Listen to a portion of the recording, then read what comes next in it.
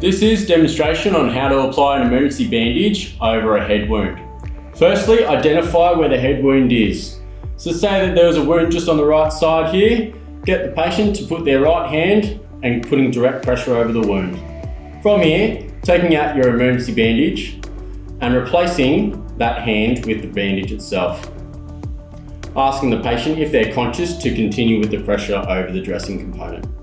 From here, wrapping the bandage around the face, ensuring not to cover the eyes, and then bringing it back around so that you can feed it through the pressure applicator. And then going back the other way.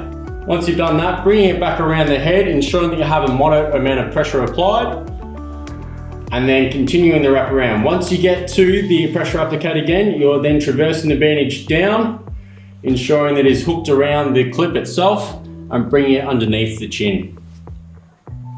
Bringing it up back over the head, ensuring that you're maintaining pressure at all times with the bandage to assist in the pressure component of the application.